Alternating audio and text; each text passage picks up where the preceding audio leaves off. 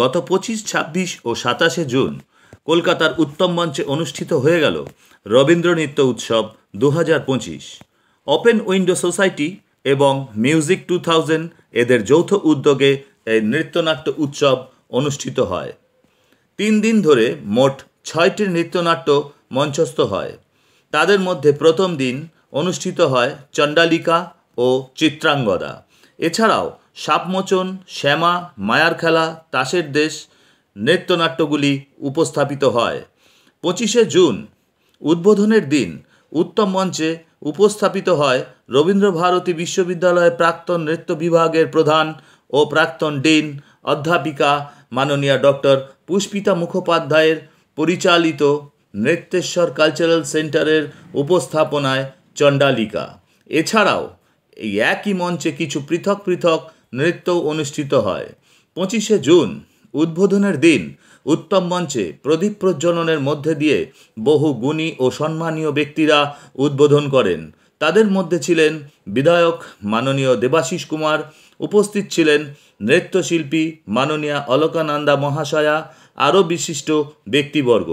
আমরা শোনাব মাননীয়া পুষ্পিতা মুখোপাধ্যায় ও সংস্থার কর্ণধার স্বরূপ পাল মহাশয়ের বক্তব্য।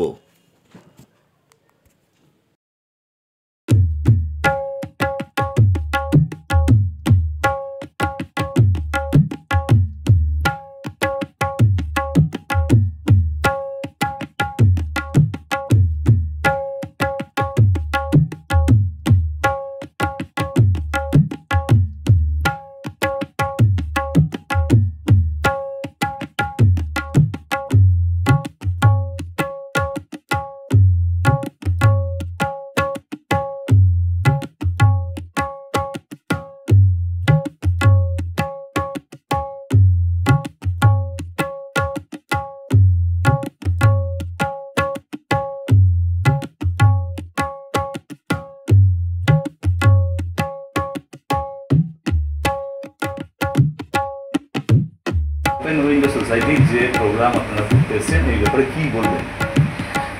নমস্কার, আমি অধ্যাপিকা ডক্টর পুষ্পিতা মুখোপাধ্যায়। বহু বছর বাদে ওপেন উইন্ডো সোসাইটি এবং মিউজিক 2000 এদের যৌথ উদ্যোগে আজ কাল পরশু 3 দিনের রবীন্দ্র নৃত্যনাট্য উৎসব পালিত হচ্ছে। আজকে তার শুরু। মূল কথা হচ্ছে যে আমরা আমাদের সময়ই বলবো, কারণ এখন ট্রেন্ড অনেক পাল্টে গেছে। এখন ম্যাক্সিমাম প্রোগ্রাম আমরা দেখি যে মিউজিক ট্র্যাক রেডি করে রেকর্ডেড প্রোগ্রাম হয়ে থাকে, কিন্তু আমাদের সময় আমরা এইরকমই একটা পরিবেশ, লাইভ ইনস্ট্রুমেন্ট, লাইভ গান, লাইভ সব কিছু তার মধ্যে দিয়ে অনুষ্ঠান করতে আমরা অভ্যস্ত ছিলাম এবং তার মজাই আলাদা।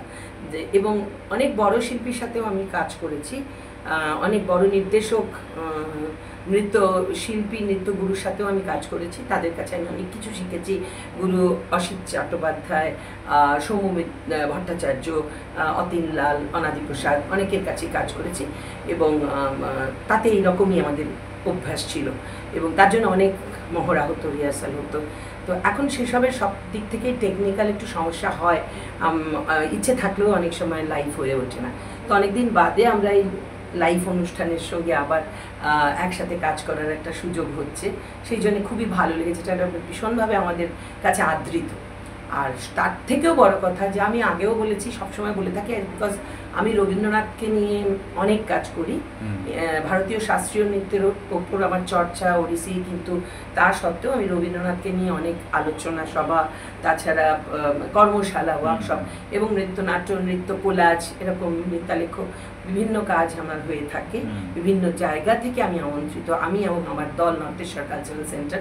এবারও আমরা কবিপক্ষে রবীন্দ্র সদনে করেছি, সব কিছু করেছি। কিন্তু মানে আমি যাই করি না কেন, কিন্তু আমি ইন্ডিয়ান ফিলোসফিকে মেনটেন করি, কাজ করে থাকি এবং রবীন্দ্রনাথকে নিয়ে কাজ করাটা আমার মানে অন্তরের অন্তঃস্থল থেকে এটার প্রতি একটা শ্রদ্ধা, ভালোবাসা, আগ্রহ।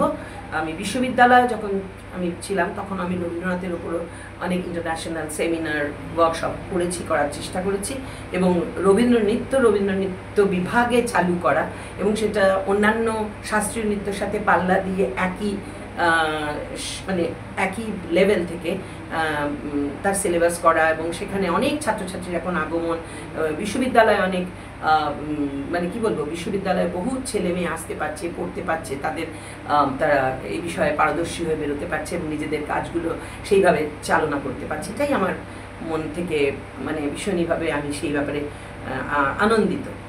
রবীন্দ্রনাথের নামাঙ্কিত বিশ্ববিদ্যালয়ে রবীন্দ্রনৃত্য বা রবীন্দ্রসঙ্গীত থাকবে, এটাই বড় কথা, থাকবে নাটাই খুব অনাদরের বলে আমার মনে হয়েছে। যাই হোক, সেটা তো অন্য কথা, সেটা আগে এগিয়ে যেতে হবে, জীবন প্রবহমান। কিন্তু সেই জন্য রবীন্দ্রনাথ নিয়ে আমি অনেক কাজ করি, আমাদের দিনের শুরু থেকে দিনের শেষ পর্যন্ত রবীন্দ্রনাথ, কারণ তিনি আমাদের সুখে দুঃখে ভালোবাসায় প্রেমে বিরহে সব কিছুতেই তিনি রয়েছেন। তো তার আদর্শে অনুপ্রাণিত হয়েই আমি বিশেষ করে কাজ করার চেষ্টা করি, এবং আমার ছাত্রছাত্রীদের আমি সেইভাবেই পথ চলার নির্দেশ দিয়ে থাকি। কারণ আমাদের বাংলার যে সংস্কৃতি সব রকম, বাংলার লোকনৃত্য আছে, বাংলার অনেক কিছুই আছে, কিন্তু রবীন্দ্রনাথ তো আমাদের গর্ব, শুধু বাংলার নয়, বিশ্বকবি। তো সুতরাং রবীন্দ্রনাথের উপর কাজ করার একটা আলাদা, তার প্রতি আমার একটা আলাদা শ্রদ্ধা আছে বলে এইটা আমি মানে আমার চিন্তা ভাবনা দিয়ে আমার মনে হয় যে এইভাবে আমরা বাংলার সংস্কৃতিকে অনেক এগিয়ে নিয়ে যেতে পারবো বা পারছি। তো সেই জন্য আমি কৃতজ্ঞ, এবং সবচেয়ে বড় কথা মিউজিক 2000 এবং ওপেন উইন্ডো সোসাইটির কাছে আমরা আমন্ত্রিত হয়ে, মানে 6টা নৃত্যনাট্য বোধহয় 3 দিনে হবে। আজকে প্রথম নৃত্যনাট্য আমাদের রবীন্দ্রনাথ রচিত, কবিগুরু রচিত চণ্ডালিকা। অস্পৃশ্যতার বিরুদ্ধে রবীন্দ্রনাথের যে গর্জন, তাই চণ্ডালিকার নৃত্যনাট্যে মানে বিষয়ের উপর দিয়ে প্রতিধ্বনিত হয়েছে। তো আজকে আমরা চণ্ডালিকা নৃত্যনাট্য পরিবেশন করব, আমি এবং আমার সংস্থা এবং মেয়ে সুময় মুখোপাধ্যায়, সেও করবে।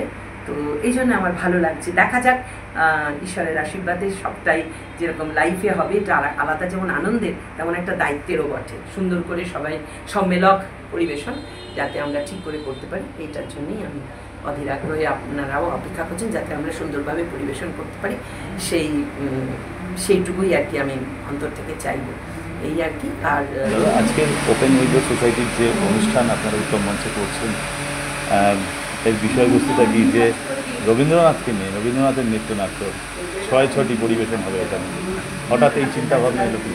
সত্যি কথা বলতে কি, আমরা যখন ছোটো ছিলাম তখন আমরা সবসময় দেখেছি যে গান, নাচ, কবিতা, হাস্যপাঠ সব একসাথেই আমরা স্টেজে অনুষ্ঠিত হতো। কিন্তু তারপরে ক্যাসেট এলো, সিডি এলো, পেনড্রাইভ এলো, আসার পরে যেটা হলো, চিকিৎসা পরিষেবা নির্ভরযোগ্য প্রতিষ্ঠান Sarada Seva Sadhan hospital private limited, Amala cinema হলের বিপরীতে ডাক্তার KD ঘোষের নার্সিংহোম। এখানে যত্নের সহিত সাধ্যের মধ্যে স্বাস্থ্য পরিষেবা দেওয়া হয়।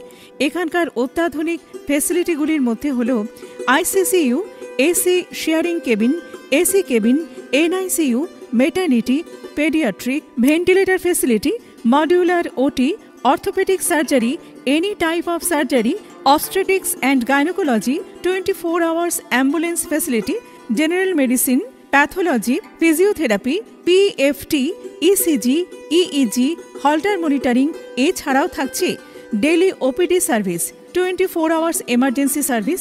আমাদের ঠিকানা বারাসাত রোড, নোনা চন্দনপুকুর, ব্যারাকপুর, অমলা সিনেমা হলের বিপরীতে, কলকাতা 122। যোগাযোগ 03325920006। মোবাইল নাম্বার 9433389740 এবং 9433389739। সারদা সেবা সদন হসপিটাল প্রাইভেট লিমিটেড।